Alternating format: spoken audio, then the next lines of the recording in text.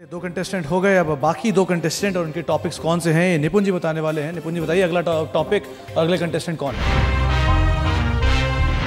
Bharat Kanaujia ji with calendar spread position. तो भरत आपके सामने कैलेंडर स्प्रेड पोजीशन आपका टॉपिक है और आपके 90 सेकंड का जो समय है वो शुरू होता है अब। कैलेंडर स्प्रेड आप फ्यूचर से और ऑप्शन दोनों से कर सकते हैं।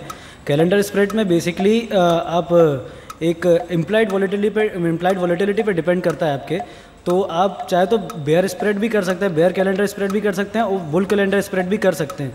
तो सपोज़ मान लीजिए आप implied volatility suppose next month का ज़्यादा है और इस मंथ का कम है, तो आप उसके हिसाब से अपना स्ट्रेटजी बना सकते हैं। और बेसिकली दिस स्ट्रेटजी में लॉस मिनिमम ही होता है, मतलब लिमिटेड होता है।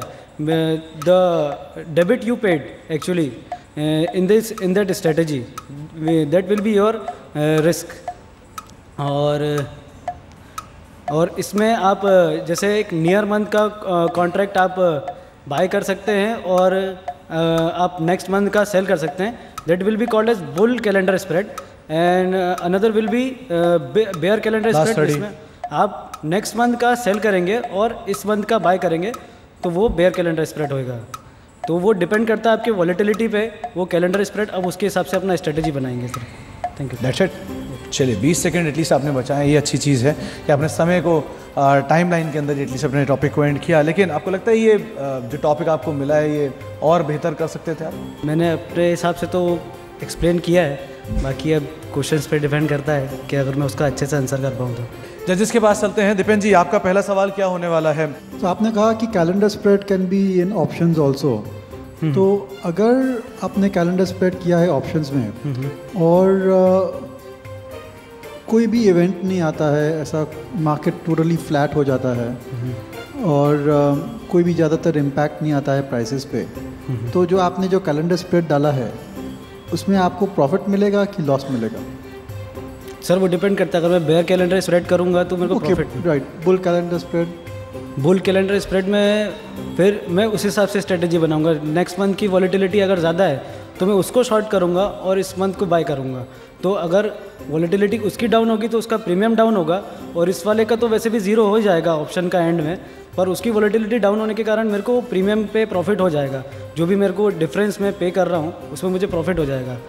तो समझो आपने करंट कैलेंडर का आपने बेचा है और नेक्स्ट का आपने खरीदा है और कोई भी इवेंट नहीं आता है, prices remain static, then that particular position will it yield a profit और लॉस? करंट का मैंने बाय किया और नेक्स्ट मंथ का सेल किया। No, other way round. Current का सेल किया है और नेक्स्ट मंथ बाय किया।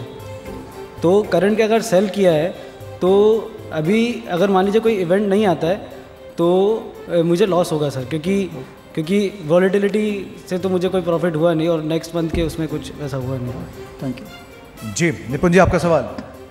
Bharat, I give you a situation. Suppose today is Thursday और मंडे को आरबीआई पॉलिसी है, तो किस सिचुएशन में आप बैंक निफ्टी का कैलेंडर स्प्रेड करेंगे? Calendar give me with an example. आप बेयर स्प्रेड करोगे, बुल स्प्रेड करोगे, विद अ हाइपोथेसिस? मैं सर इस स्ट्रेटजी इसमें मैं बुल कैलेंडर स्प्रेड करूँगा।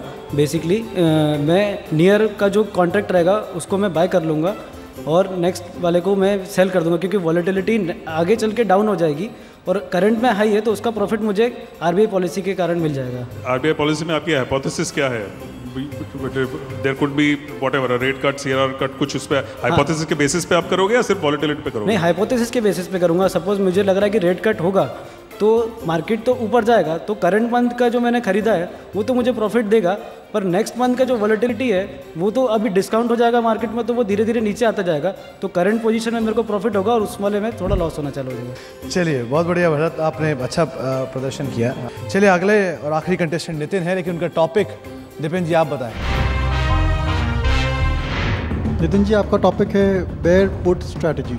काफ़ी आश्चर्यचकित टाइप लग रहे हैं आप, मतलब तैयार है इसके लिए? मैं तैयार, पूरी तरह से, पूरी बंदास। चलिए 90 सेकंड आपको मिलेंगे। माइक के करीब आके आप थोड़ा बोलिएगा, हिंदी का इस्तेमाल करिएगा और आपका समय शुरू होता है अब। बेयर पुट स्ट्रैटेजी एक ऐसी स्ट्रैटेजी है जहाँ पे ट्रेडर को लगता है कि जो अंडरलाइन सिक्योरिटी है उसकी वैल्यू नीचे जाएगी, तो वो करता क्या है, वो एक in the money put call खरीदता है और एक out of money put call बेचता है।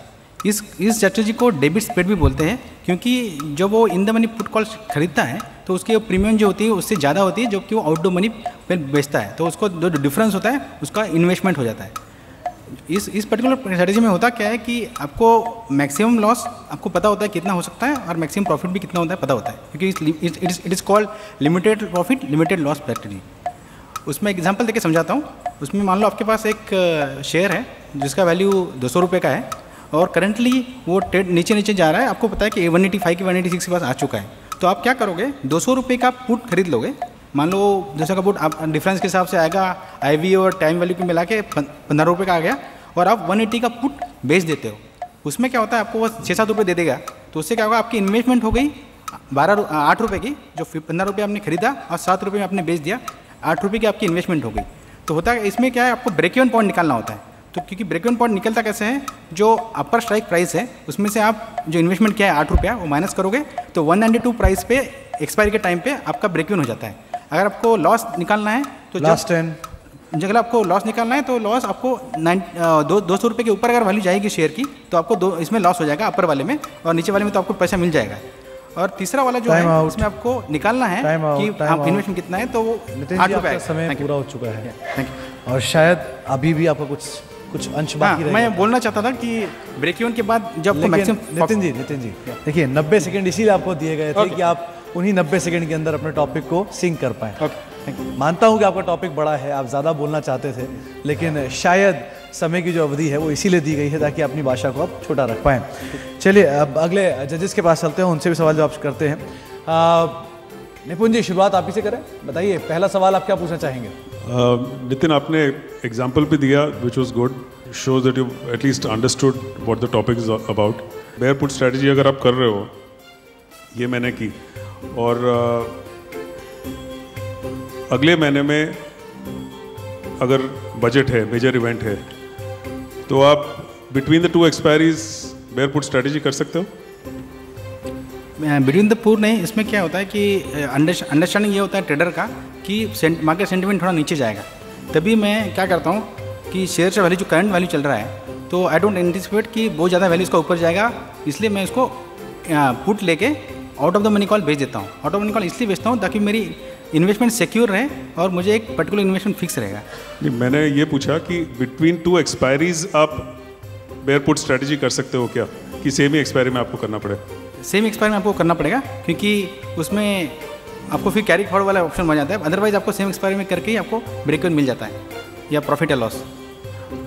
और सडनली सो नेक्स्ट मंथ अगर बजट है, 10 दिन में अगर बजट है, एक्सपायरी के बाद बजट है, तो आप ये बेयर पुट स्ट्रैटेजी कर सकोगे या नहीं, मैं कर सकूंगा, अगले एक्सपायरी में? अगले महीने की ले लूँगा पुट कॉल एंड। चलिए दीपेन जी, अब आपका सवाल। अगर आपके पास इन व्हाट सिनेरियो में मार्जिन मैक्सिमम लगेगा आपको? आपने खाली पुट खरीदा है, जैसे कि आपने 15 रुपये का, या आपने स्प्रेड बिठाया है, मींस आपने जैसे आपने एग्जांपल किया कि आपने बेयर स्प्रेड बिठाया है और आपका ओपन पोजीशन है सेल का, पुट का, तो मैक्सिमम मार्जिन किस में लगेगी आपको? सॉरी, ओपन पोजीशन का कंडीशन क्या है? आपने ओपन पोजीशन शॉर्ट किया है, मैक्सिमम मार्जिन किस में लगेगी आपको? ओके, उसमें मैक्सिमम मार्जिन आपको पुट में ही लगेगी, क्योंकि आप इन द मनी पुट ले रहे हो और आप it is called naked call, naked position. और अगर आपका सिर्फ पोजीशन खड़ा है तो रिस्क रहेगा, लेकिन आपको आप इन्वेस्टमेंट के पर्सपेक्टिव से उसको खरीदा है आपने, तो वो पोजीशन ओपन रहेगी। तो दोनों केस में डिपेंड करता है कि आप कितना पास में।